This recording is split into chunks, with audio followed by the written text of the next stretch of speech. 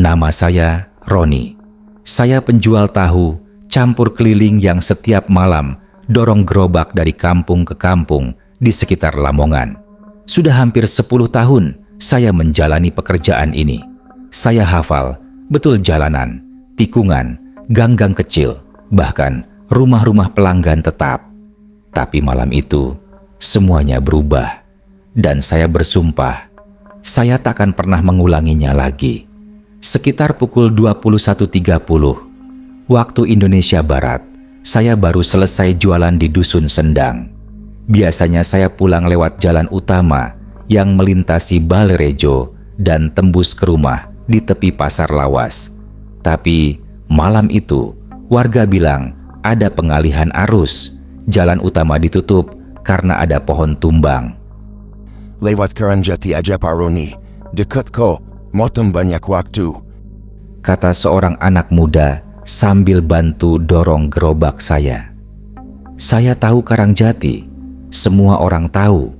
Hutan kecil itu terletak di pinggir desa, bukan hutan lebat seperti di gunung, tapi cukup membuat bulu kuduk berdiri. Orang-orang bilang, di situ dulunya tempat pembuangan mayat penjajahan. Ada juga yang bilang, sering terlihat pocong berdiri di jalan atau suara gamelan dari tengah hutan. Tapi saya, sebagai orang yang sudah puluhan tahun hidup dengan logika, tak percaya begituan. Capek jualan lebih menakutkan ketimbang pocong. Setelah pamit dan menyalakan lampu kecil di atas gerobak, saya mulai dorong tahu campur melewati jalur baru. Jalannya sempit, berbatu, dan tanpa penerangan. Hanya lampu gerobak dan ponsel yang menemani. Saat roda mulai masuk jalan tanah, suasana berubah. Angin malam tak lagi sejuk, malah seperti menusuk. Daun-daun tak bergerak, tapi ranting bergoyang sendiri. Tak ada suara jangkrik, tak ada suara burung malam. Sunyi, benar-benar sunyi. Saya tetap jalan, menepis pikiran buruk. Tapi baru sekitar 300 meter masuk, saya merasa seperti diawasi. Saya sempat menoleh ke belakang. Gelap. Tapi entah kenapa, bayangan gerobak saya seperti ada dua. Satu di depan, satu lagi, lebih kecil dan gemetar, di belakang saya. Saya cepat-cepat nyalakan senter HP, menyorot sekitar. Tak ada apa-apa. Tapi tiba-tiba, suara memanggil pelan. Pak, beli tahu campur. Saya kaget, bukan main. Suara itu pelan, parau, seperti keluar dari mulut yang dipenuhi tanah. Saya sorot ke kiri, tak ada siapa-siapa. Tapi suara itu terdengar lagi, kali ini dari arah kanan. Pak, lapar. Saya berhenti, dada mulai berat. Keringat dingin keluar padahal udara malam sangat dingin. Saya berusaha menguatkan hati, pura-pura tidak dengar, dan terus dorong gerobak. Tapi baru 10 langkah, roda gerobak berat sekali, seperti ada yang menarik dari belakang. Saya menoleh, kosong. Senter HP saya mulai redup, padahal baru dicas sore tadi. Lampu gerobak juga mulai berkedip-kedip, dan di kejauhan saya lihat ada beberapa orang duduk di bawah pohon besar. Mereka seperti menunggu. Saya mendekat, merasa mungkin ada pembeli. Beli, Pak, kata salah satu dari mereka. Saya mulai siapkan mangkuk, tapi anehnya mereka tidak bicara banyak, tidak menyebutkan jenis campurannya, hanya menunduk. Dan ketika saya sorot wajahnya, astagfirullah, wajah mereka tidak ada, bukan rusak, bukan berdarah, tapi kosong, hanya kulit rata, tak ada mata, hidung, atau mulut. Mereka duduk bergerak-gerak seperti orang kelaparan sambil mengelus perut. Satu dari mereka mendadak berdiri dan mendekati saya. Tangannya dingin saat menyentuh pergelangan saya. Darahmu enak. Saya langsung tendang mangkuk dan lari sekuat tenaga, meninggalkan gerobak. Tapi suara roda itu terus mengikuti saya dari belakang. Padahal saya yakin sudah lari menjauh. Saya sempat berhenti, mengatur napas. Tapi saat saya menoleh, gerobak saya ada di belakang saya, berdiri di tengah jalan, padahal saya tinggal lebih dari 100 meter. Dan di atas gerobak ada mangkuk yang isinya bukan tahu campur, tapi potongan-potongan kecil seperti jari manusia. Saya muntah di tempat. Tangan saya gemetar. Pikiran mulai kacau. Saya mencoba ingat bacaan doa, tapi lidah terasa kaku. Saat saya melangkah mundur, gerobak itu bergeser sendiri. Pelan, tapi pasti. Mendekat. Dan dari dalam gerobak muncul suara perempuan tertawa kecil, lalu suara anak-anak menyanyi lagu Naik Delman Istimewa dengan nada yang menyeramkan dan lambat, seperti piringan hitam rusak. Saya tak tahu berapa lama saya berdiri di situ. Mungkin 5 menit, mungkin 5 jam. Tapi setelah itu saya putuskan untuk lari ke arah lain, masuk lebih dalam ke jalan kecil yang saya harap bisa mengarah ke desa. Saya tak sadar bahwa itu justru awal dari mimpi buruk yang lebih dalam. Malam itu belum berakhir dan hutan Karangjati belum menunjukkan wajah aslinya. Saya berlari sekuat tenaga, meninggalkan gerobak, meninggalkan bayangan, meninggalkan suara-suara ganjil yang mengisi hutan Karangjati malam itu. Nafas saya memburu, dada seperti terbakar. Tapi anehnya, saya merasa jalan yang saya pilih malah berputar-putar di tempat yang sama. Ranting pohon yang patah, batu besar di tepi kiri jalan, bahkan bekas muntah saya. Semua saya lewati lagi dan lagi.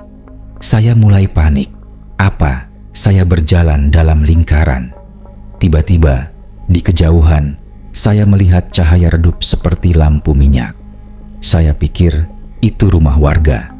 Saya bergegas ke arah cahaya, berharap ada orang yang bisa dimintai pertolongan. Tapi begitu mendekat, saya melihat sesuatu yang membuat darah saya membeku. Di tengah hutan yang gelap, berdiri warung kecil, warung tahu campur. Tidak salah, bentuknya seperti warung biasa, dengan spanduk kumal bertuliskan tahu campur Bu Sarti. Meja kayu, kursi plastik, bahkan asap dari panci rebusan mengepul dari belakang. Tapi yang membuat bulu kuduk saya merinding bukanlah warung itu sendiri, melainkan pengunjungnya. Ada 4 orang duduk di sana, makan dengan lahap, tapi kepala mereka terkulai ke belakang, seperti dileherkan separuh, dan sekali lagi tidak punya wajah. Tapi tangan mereka cepat, cekatan, menyendok isi mangkuk dan memasukkannya ke tempat di mana seharusnya ada mulut. Saya terpaku, ingin kabur, tapi kaki berat. Tiba-tiba, suara sendok beradu mangkuk berhenti. Keempat orang itu serempak menoleh ke arah saya dengan kepala terbalik, mata tak ada, mulut kosong, tapi mereka semua mengangkat tangan menunjuk ke arah saya. Tahu campur, belum bayar. Suara itu bergema dari segala arah, padahal mulut mereka tidak bergerak. Saya mundur perlahan, tapi tiba-tiba saya merasakan tangan dingin menyentuh pundak. Saya menoleh. Seorang perempuan tua berdiri di belakang saya, mengenakan kebaya usang, rambut putih tergerai sampai dada. Wajahnya retak-retak seperti tanah kering. Tapi yang paling mengerikan adalah bola matanya. Satu hitam legam, satunya putih sepenuhnya. Kamu jual tahu campur kan? Tanyanya pelan. Saya ingin jawab, tapi lidah saya keluh.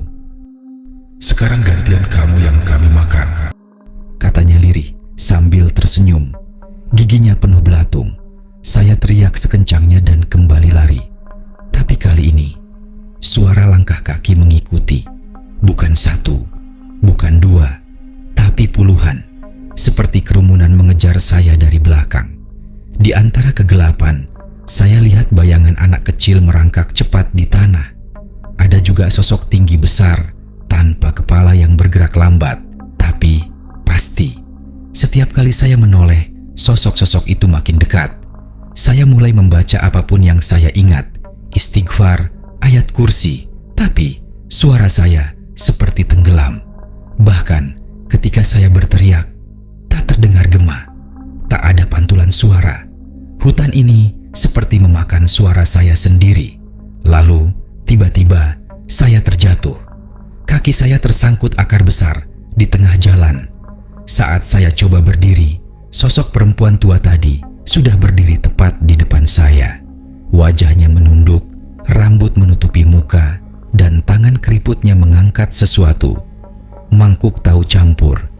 Isinya hitam pekat, ada cacing-cacing kecil yang menggelepar, dan di tengahnya potongan lidah manusia. Makan, atau kamu yang kami potong. Bisiknya. Saya berteriak keras. Seketika saya merasa dunia seperti berputar. Langit berubah merah. Pohon-pohon di sekitar saya mendadak memiliki wajah tertawa cekikikan. Telinga saya mendengar tangisan bayi, tawa perempuan, teriakan kesakitan. Semuanya bercampur menjadi kekacauan yang memekakkan. Saya pikir saya akan mati di sana. Tapi lalu ada suara adzan, jauh, pelan, tapi jelas.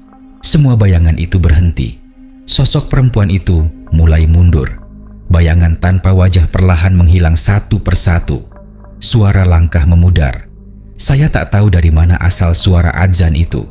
Tapi begitu semuanya lenyap, saya ambruk, gelap, dan saat saya membuka mata, saya sudah berada di pinggir jalan aspal. Gerobak saya ada di samping saya, utuh, tapi roda depannya bengkok dan semua dagangan saya kosong, tanpa jejak makanan, bahkan mangkuk pun hilang. Saya lihat ke arah belakang. Hutan Karangjati berdiri diam, sunyi, seolah tak terjadi apa-apa. Tapi di bawah kaki saya ada mangkuk kecil pecah, dan di dalamnya sepotong jari manusia yang membusuk. Saya muntah lagi, tak mampu berdiri. Tapi satu hal yang saya tahu malam itu, saya bukan orang yang sama lagi. Hutan Karangjati telah mengambil sesuatu dari saya, dan saya tak tahu apa itu. Saya terduduk lama di tepi jalan itu, tak mampu menggerakkan tubuh. Gerobak tahu campur saya ada di samping, namun seluruh dagangan lenyap. Tak ada panci, tak ada mangkuk, tak ada sisa kuah. Seperti semuanya disapu entah oleh angin atau makhluk halus. Saya coba meraba kantong celana. HP masih ada. Saya buka layar, jam menunjukkan pukul 03.12 pagi. Tapi anehnya, tidak ada sinyal. Padahal lokasi ini bukan daerah yang terpencil. Saya bangkit, mendorong gerobak pelan. Tapi karena roda depan bengkok, saya harus setengah menyeretnya. Setiap kali roda berdecit, terdengar gema seperti jeritan dari dalam hutan. Saya sempat menoleh, tapi hutan Karangjati hanya diam dalam gelap.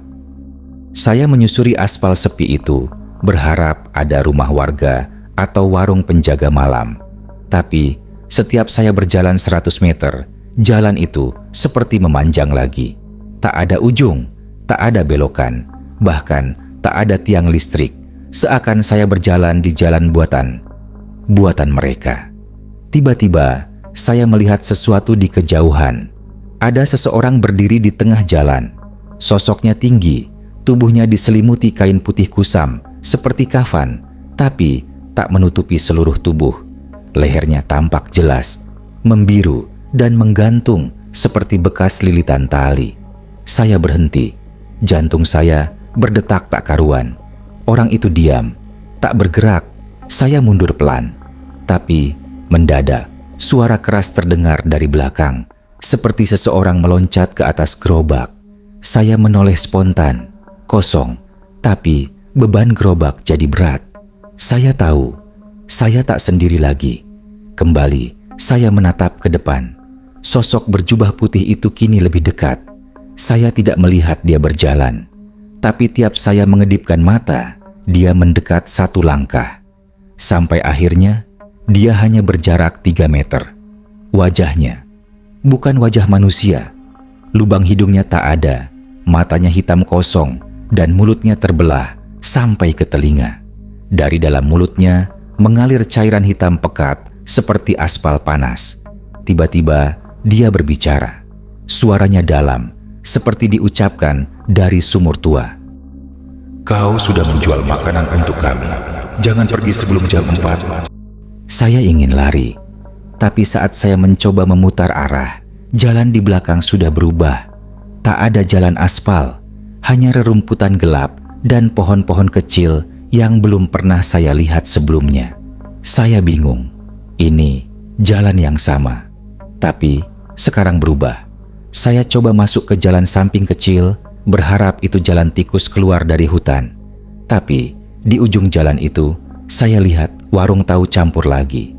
Kali ini tidak ada pengunjung, hanya asap tebal menggantung di dalamnya. Saya sudah terlalu lelah untuk panik, tapi saat saya melangkah mendekat, muncul suara perempuan dari dalam warung. Suara yang saya ingat betul dari mimpi masa kecil saya. Mas, tahu campurnya 1. Jangan lupa campur daging, yang tadi masih hangat. Saya membeku. Suara itu, suara almarhum ibu saya.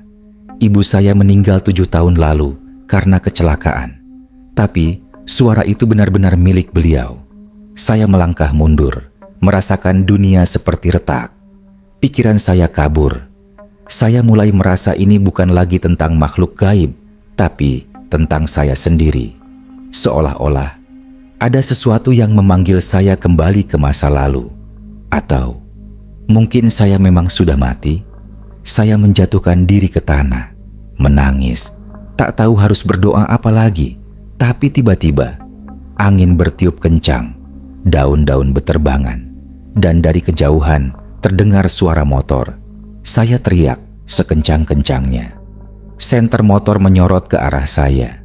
2 orang petugas ronda menghampiri saya dengan ekspresi bingung.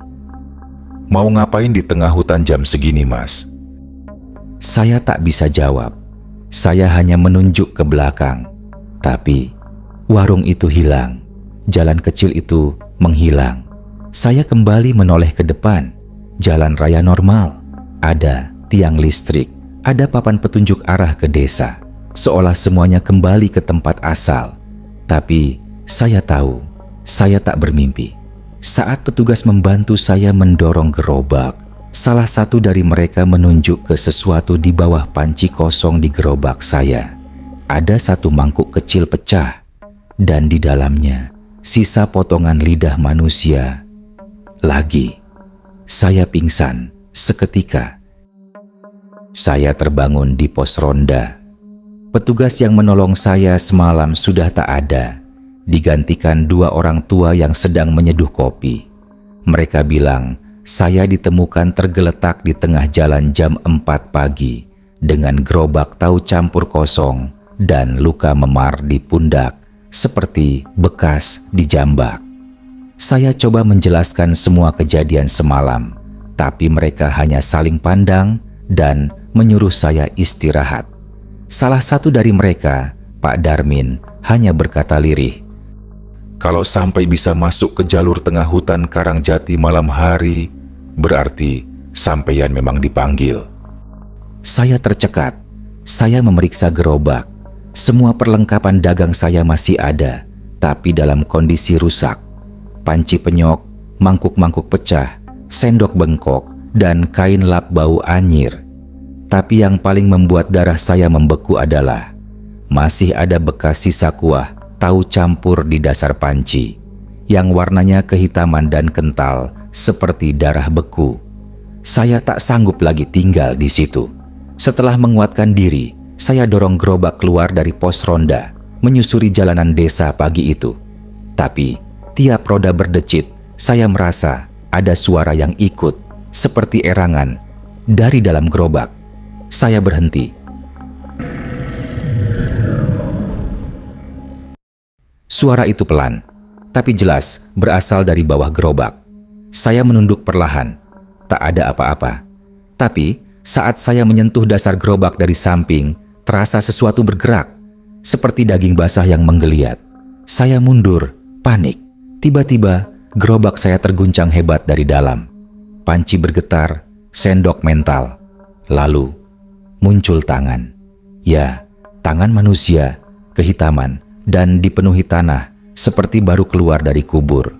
Tangannya meraba keluar seakan mencari pegangan. Saya berteriak sekencangnya.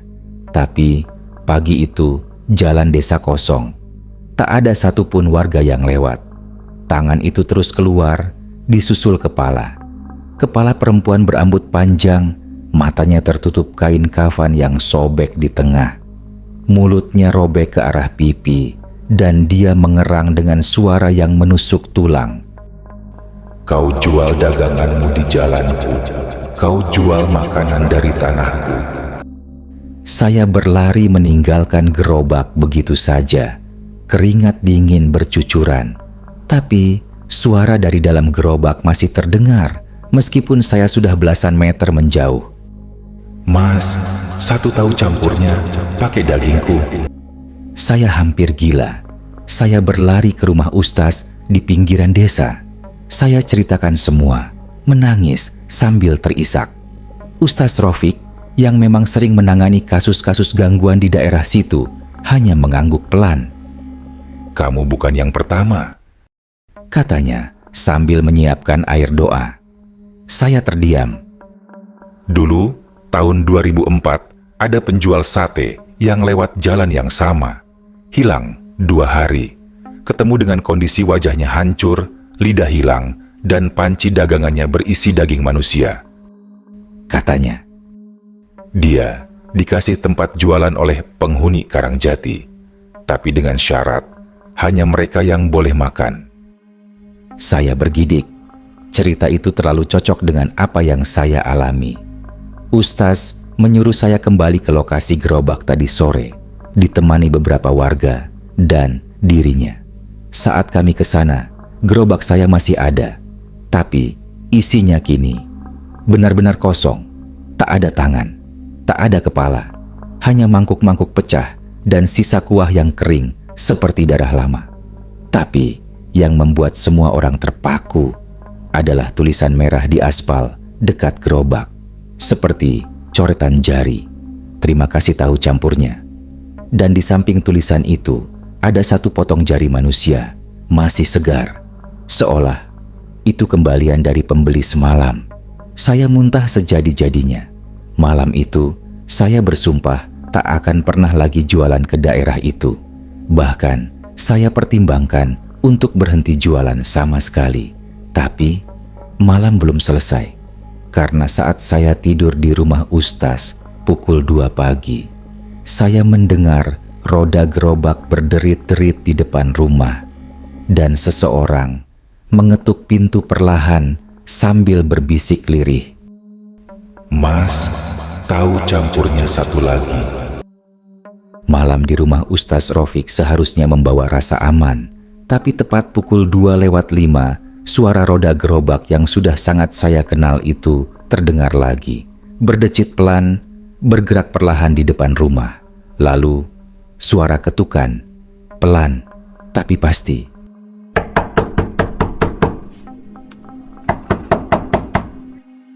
Saya menahan napas, dada berdegup kencang.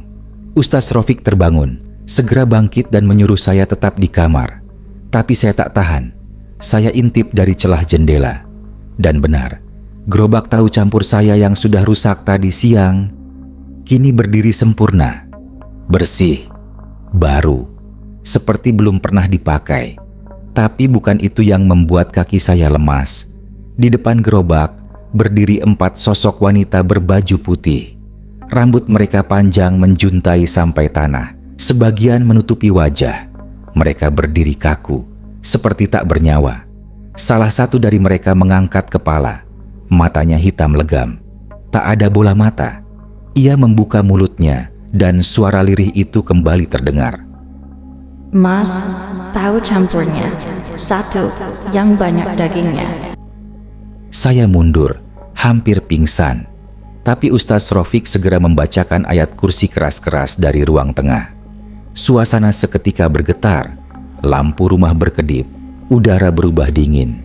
Dari luar terdengar suara melengking, jeritan yang begitu nyaring dan memilukan, seperti puluhan orang disiksa bersamaan. Seketika, semua suara hening. Tapi gerobak itu tetap di sana. Keesokan harinya, saya dan Ustaz Rofik serta beberapa warga berinisiatif membakar gerobak tersebut. Kami siram dengan minyak tanah dan menyalakan api. Tapi yang terjadi justru membuat semua mundur ketakutan. Gerobak itu tidak terbakar. Api menyala, melahap apa saja, kecuali gerobak itu. Kayunya menghitam, tapi tak hangus. Justru dari dalam panci muncul bau gosong daging, seperti bau daging manusia terbakar. Salah satu warga bahkan pingsan karena tak tahan dengan aromanya. Ustaz berkata dengan nada tegas, Ini bukan gerobak biasa. Ini milik mereka sekarang. Saya menyerah. Kami akhirnya mengubur gerobak itu di sebuah tanah kosong belakang surau. Dibacakan doa-doa dan diberi taburan garam serta daun bidara. Tapi saat cangkul terakhir menutup tanah, dari dalam lubang terdengar suara pelan. Mas, jangan tutup dulu. Aku belum kenyang. Saya lari dari situ, menjerit. Sampai hari ini, saya tak pernah jualan lagi. Tapi satu kejadian terakhir terjadi beberapa malam kemudian yang jadi puncak dari semuanya. Saya sedang mencoba tidur di rumah, mencoba melupakan semuanya. Tapi malam itu saya mimpi. Dalam mimpi saya kembali berdagang. Tapi tempatnya gelap gulita.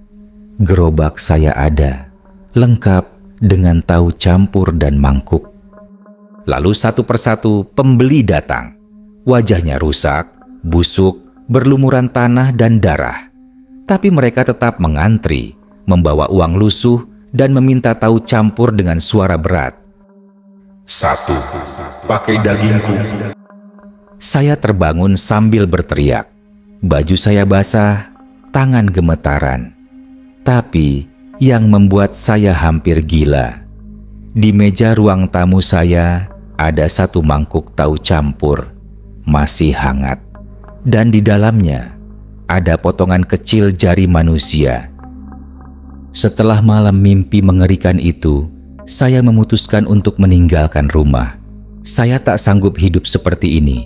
Tapi semakin saya mencoba pergi, semakin aneh kejadian yang saya alami. Saya naik bus dari terminal ke kota sebelah. Tapi bus yang saya tumpangi tak pernah sampai. Sudah hampir 2 jam, tapi jalanan masih gelap dan sama. Hutan di kanan kiri. Tak ada rumah, tak ada warung, bahkan tak ada sinyal. Saya tanya sopir, dia tak menjawab. Penumpang lainnya menunduk diam. Wajah mereka pucat dan seperti bukan manusia. Saya turun di sebuah simpang, berharap bisa mencari kendaraan lain. Tapi begitu kaki saya menginjak tanah, saya sadar ini bukan kota. Ini hutan Karangjati. Lagi, gerobak saya sudah di sana, berdiri tegak di tengah jalan tanah. Bagaimana bisa? Saya berlari ke arah berlawanan, mencoba mencari jalan keluar. Tapi setiap belokan membawa saya kembali ke tempat yang sama, seperti diputar balik dalam lingkaran waktu. Dan saat malam turun, suara itu kembali terdengar dari semak-semak. Mas, 1 tahu campur lagi. Mas, dagang lagi yuk. Mas, aku belum kenyang. Saya menutup telinga, menangis. Tiba-tiba dari balik pohon muncul seorang nenek tua dengan rambut gimbal dan mata kosong. Dia mendekat pelan lalu berkata, Kamu sudah pernah masuk wilayah mereka, Mas. Sekali masuk, tak bisa keluar kecuali satu hal. Apa maksudnya? Saya gemetar. Nasi dan kuahnya milikmu, tapi dagingnya harus dari mereka. Mereka ingin kamu jualan lagi, tapi untuk mereka, selamanya. Saya kabur, berlari tanpa arah hingga kaki berdarah, menjerit tanpa suara. Tapi jalan pulang benar-benar hilang. Sampai akhirnya saya pingsan. Saya terbangun, sudah di rumah sakit. Tubuh saya kurus, kotor, dan katanya sudah 3 hari hilang. Tapi yang membuat saya makin takut, petugas rumah sakit bilang saya ditemukan di pinggir hutan Karangjati, sedang mendorong gerobak tahu campur dengan senyum lebar. meski gerobaknya kosong dan saya pingsan saat ditanya. Setelah pulih, saya langsung pindah kota, ganti nama. Tak pernah menyentuh dunia jualan lagi. Tapi setiap malam Jumat, saya mendengar suara roda gerobak berderit di luar kos. Dan kadang suara lirih itu menyusul. Mas, tahu campurnya, pakai daging. Ya. Saya tidak pernah membukakan pintu lagi. Karena saya tahu, jalan pulang dari Karangjati bukan jalan biasa. Dan arwah yang pernah ikut makan tidak pernah benar-benar kenyang